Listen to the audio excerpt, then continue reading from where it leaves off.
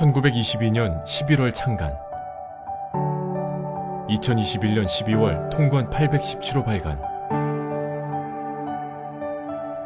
현존하는 우리나라에서 가장 오래된 개신교 잡지, 살아있는 셈이라는 의미를 지닌 잡지, 기독교 대한성결교회 월간지 활천.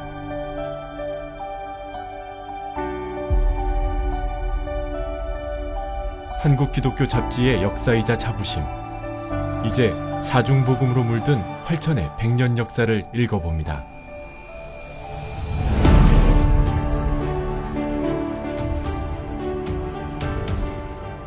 (1907년) 시작된 동양선교회 복음전도관. 전도와 부흥 집회로 30여 개의 복음전도관을 설립했지만 성결의 복음을 널리 알리는 데는 한계가 있었습니다. 그러던 1920년 어느 가을날, 기관지 발행의 필요성을 절실히 느낀 이명직, 이명원, 최성모 목사는 기관지 발행의 뜻을 모으고 이듬해 3월 교역자 간담회에서 잡지 창간을 결의하게 됩니다. 이후 1년 동안의 모금. 교역자들은 가난했지만 힘을 모았고 마침내 계획한 창간 비용 500관을 마련했는데요. 모든 것을 선교사에 의존하던 시절, 활천 창간은 오로지 한국 교역자들의 의지와 모금으로 이루어졌다는 점에서 그 의미가 큽니다. 마침내 1922년 12월 활천 창간호가 탄생. 길보른 선교사는 창간호 사설에서 활천 창간의 목적을 이렇게 서술했습니다. 신자의 심령의 지혜만 양성하는 것만이 아니라 신령한 품격을 배양하는 것이 목적이고, 신구약 성경 강해를 통해 남녀 교역자와 평신도에게까지 유익을 얻게 함이라. 사람과 영혼을 소성케 하는 목적으로 창건된 월간지 활천. 100년의 세월을 이어오기는 절대 쉽지 않은 일이었습니다.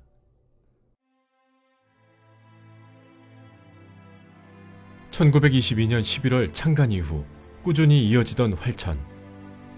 1929년 10월호에는 이런 공고가 등장합니다.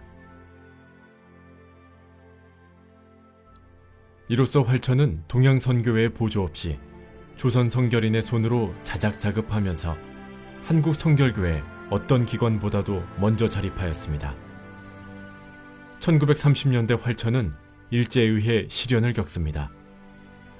1937년 중일전쟁이 발발하자 일제는 전쟁 물자 부족이라는 표면적인 이유를 내세워 압력을 가해 창간 당시 60면이던 지면을 30면으로, 다시 15면으로, 다시 반으로 축소하도록 강제했고, 1939년 4월 활천에 대한 감독을 강화하며 검열제를 시행했습니다.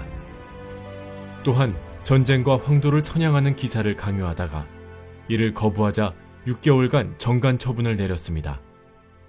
결국 활천은 1942년 12월 1일자로 폐간되고 말았습니다. 그리고 1945년 8월 15일, 해방은 한국 성결교회에도 큰 변화를 가져왔습니다.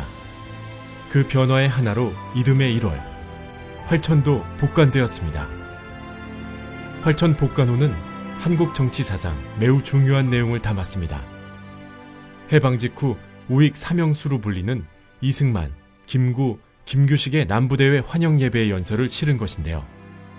이는 다른 신문이나 잡지에는 없고 오직 활천에만 수록되어 해방 후 한국 정치와 기독교의 관계를 연구하는 데 매우 귀중한 자료가 되고 있습니다.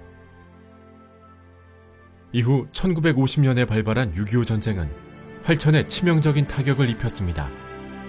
인민군은 한국 성결교회 지도자인 동시에 활천을 맡은 발행인 박현명, 주필이건, 편집주무 김유연을 납북했습니다. 1960년대 한국 성결교회는 기성과 예성으로 분열되었고 양쪽 모두 활천이라는 이름의 잡지를 발행했습니다. 하지만 기성이 활천의 정통성을 확보하였고 활천은 기독교 대한성결교회의 잡지가 되었습니다. 1968년 활천 활성화를 위해 활천 간행위원회를 조직하여 편집과 운영을 분리함으로써 활천은 재정비를 통해 활력을 찾게 됩니다. 1970년대와 80년대는 한국교회가 놀라운 성장과 변화를 경험하는 때입니다. 한국 성결교회 역시 이 시기에 성장을 거듭하게 되는데요. 활천은 당시 한국 성결교회의 주요 흐름을 잘 반영하며 성결교회의 입과 눈이 되었습니다. 성결교회의 성장에 따라 활천도 새롭게 운영되었습니다. 1992년까지 총회 교육국 산하 한 기관으로 운영되었던 활천이 활천사라는 독립된 출판사로 등록하고 독자적인 운영체계를 갖추며 한 단계 성장합니다. 이제 1922년에 시작된 활천은 100년의 역사를 갖게 되었습니다. 그렇다면 100년이라는 긴 시간, 과연 활천은 한국 성결교회에서 어떠한 역할을 했을까요? 활천은 우리 성결교회의 살아있는 셈이고 그리고 세상을 살리는 셈이었습니다. 먼저 첫 번째로 활천은 우리 성결교회 신학을 정립하는 데 주도적인 역할을 했습니다. 두 번째로 활천은 우리 성결교회 구성원들에게 하나님의 말씀을 제공했고 또 영적 각성, 영적 부흥에 강한 힘을 제공했습니다. 세 번째로 활천은 사중복음으로 변화된 그리스도인들의 이야기를 담아냈습니다. 네 번째로 활천은 성결교회가 한국 사회 그리고 그 당시의 세계를 이해하는 창구 역할을 했습니다. 마지막 다섯 번째로 활천은 그 자체가 우리 성결교회의 역사입니다. 간절히 바라기는 우리 주 예수님께서 언제 재림하실지는 아무도 모르지만 주님 재림하시는 그날까지 활천이 100년을 넘어 또 다른 100년을 향해서 귀한 사명 더욱더 멋지게 감당해 주시기를 간절히 바랍니다. 강산이 10번 바뀌는 세월을 이어온 월간지.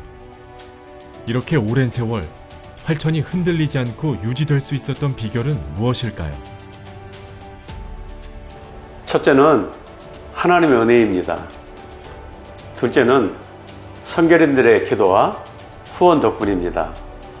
앞으로도 활천은 초심을 잃지 않고 정체성을 지키며 변화하는 시대 가운데 선교적, 문화적 갱신을 통해 지금처럼 성결교회와 한국 사회에 선한 영향력을 발휘하도록 하겠습니다. 생동감 넘치는 맑은 샘을 의미하는 활천. 사막과 같은 한국 교회와 사회에 활천이 맑은 샘으로 넘쳐 흐르기를 소망합니다.